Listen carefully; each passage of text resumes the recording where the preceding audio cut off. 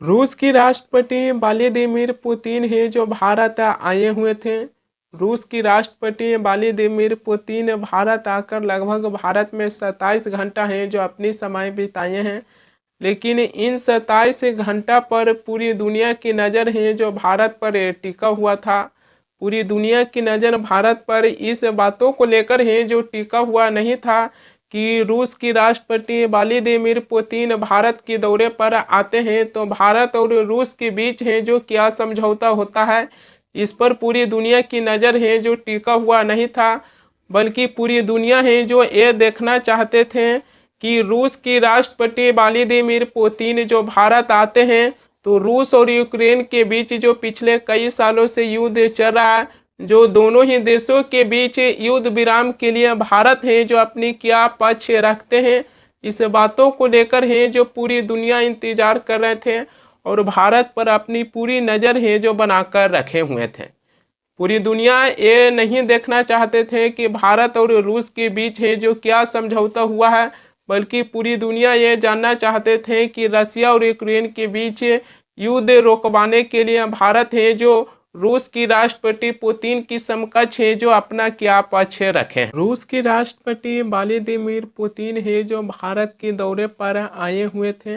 अगर दोनों ही देशों के बीच समझौता की बातें किया जाए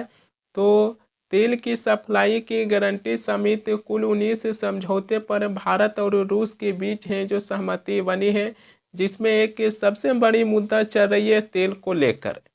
कि क्या भारत है जो अब रूस से तेल नहीं खरीदेंगे।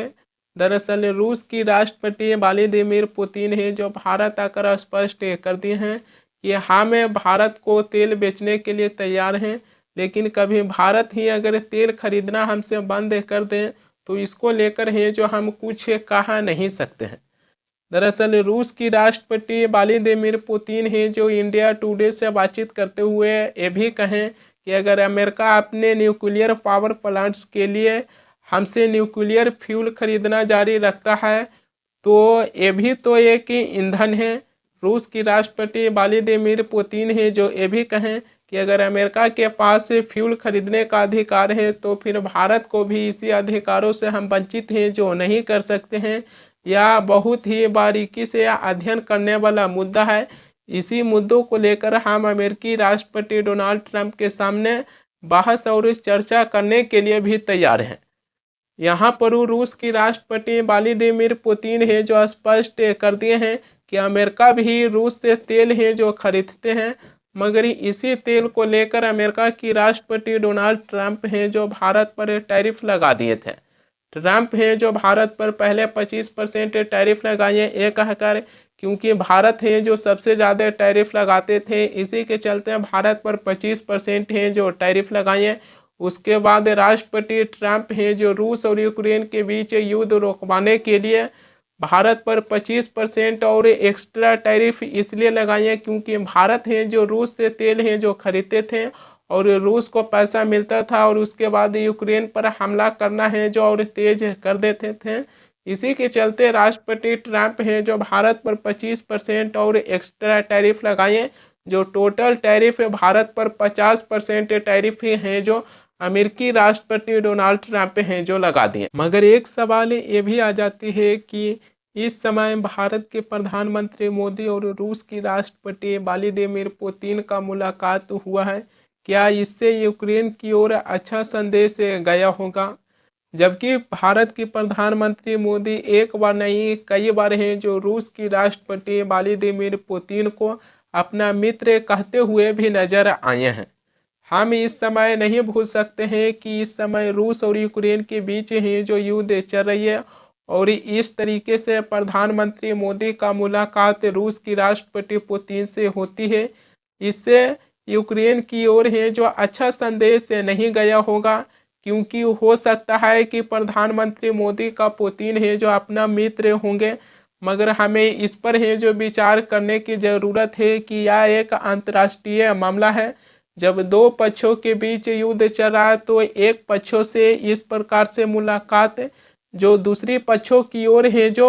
भारत का अच्छा संदेश है जो नहीं जा रही है।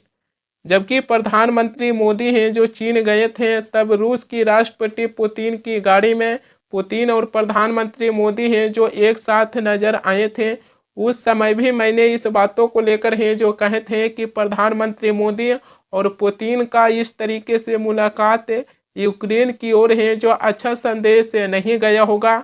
जबकि अमेरिकी राष्ट्रपति डोनाल्ड ट्रंप हैं जो भारत पर 50% टैरिफ लगाए थे, तब दुनिया भर की कई ऐसे देश हैं जो राष्ट्रपति ट्रंप की इसी फैसलों को लेकर हैं जो खुलकर आलोचना किए थे कि राष्ट्रपति ट्रंप हैं जो भारत पर 50% टैरिफ लगाकर भारत के साथ हैं जो बर्बरता दिखा रहे हैं, भारत को डराने और धमकाने की हैं जो कोशिश कर रहे थे। मगर तब यूक्रेन की राष्ट्रपति जेलेंस्की हैं जो राष्ट्रपति ट्रंप को समर्थन करते हुए नजर आए थे, और जेलेंस्की हैं जो ये कहते हुए नजर आए थे कि जब दो देशों के बीच युद्ध चल रही है और युद्ध विराम के लिए अगर राष्ट्रपति ट्रंप भारत पर टैरिफ लगाए हैं तो इसमें राष्ट्रपति ट्रंप हैं जो कोई गलत काम नहीं किए थे। टैरिफ को लेकर यूक्रेन की राष्ट्रपति जेलेंस्की हैं जो राष्ट्रपति ट्रंप को समर्थन करते हुए नजर आए थे। रूस की राष्ट्रपति पुतिन से प्रधानमंत्री मोदी हैं जो मुलाकात किए हैं, इसको लेकर मीडिया है जो प्रधानमंत्री मोदी के भी तारीफ है जो कर रहे हैं, क्योंकि मीडिया का ये कहना है कि प्रधानमंत्री मोदी हैं जो रूस की राष्ट्रपति व्लादिमीर पुतिन के सामने हैं जो खुलकर इस मुद्दों को उठाए कि भारतीय नागरिक हैं जो रूस की सेना में भर्ती हैं, और प्रधानमंत्री मोदी हैं जो पुतिन से अपील किए हैं कि भारतीय नागरिक जो रूस की सेना में भर्ती है उनकी वापसी की मांग करते हुए प्रधानमंत्री मोदी हैं जो इस मुद्दों को खुलकर हैं जो उठाए हैं। ये मुद्दा उठाना प्रधानमंत्री मोदी के लिए खैर उचित दिखाई देती है, मगर सवाल ये भी आ जाती है कि जितना सरकार जब दूसरे देश की राष्ट्रपति के समकक्ष है जो कोई सटीक मुद्दा उठाते हैं तो अपनी देश की सरकार की तारीफ करने के बजाय अपनी देश की सरकार से ये भी है जो सवाल पूछने का ये अधिकार बनता है कि आखिरकार भारत की नागरिक हैं जो कैसे रूस की सेना में भर्ती हो जाती है। जबकि विदेश मंत्रालय ने नवंबर में यह बताए थे कि कम से कम भारत की 44 नागरिक हैं जो रूस की सेना में भर्ती हो गए हैं, और इस समय रसिया और यूक्रेन के बीच है जो युद्ध चल रही है। इस सवाल सरकार से पूछा ही जाना चाहिए कि भारत की नागरिक कैसे रूस की सेना में भर्ती हो रही है। एक केवल एक सवाल नहीं है, जबकि भारत में पढ़े लिखे डॉक्टर हैं जो सीमा पार की आतंकवादियों की शिकार हो जाते हैं, और उसके बाद वही पढ़े लिखे डॉक्टर हैं जो अपने ही देश में आतंकवादी हमला करने के लिए साजिशें जो रचना शुरू कर देते हैं। देश की राजधानी दिल्ली में जो i20 जैसे कारों में बड़ी सी धमाका हुआ, उसमें पढ़े लिखे डॉक्टर का भी नाम है जो सामने आया है। मगर ये सवाल तो पूछा ही जाना चाहिए कि सीमा पार के आतंकवादी भारत में पढ़े लिखे डॉक्टर की कैसे हैं जो अपनी शिकार बना लेते हैं, और उसके बाद वही डॉक्टर हैं जो अपने ही देश में आतंकवादी हमला करने की साजिश है जो रचना शुरू कर देते हैं।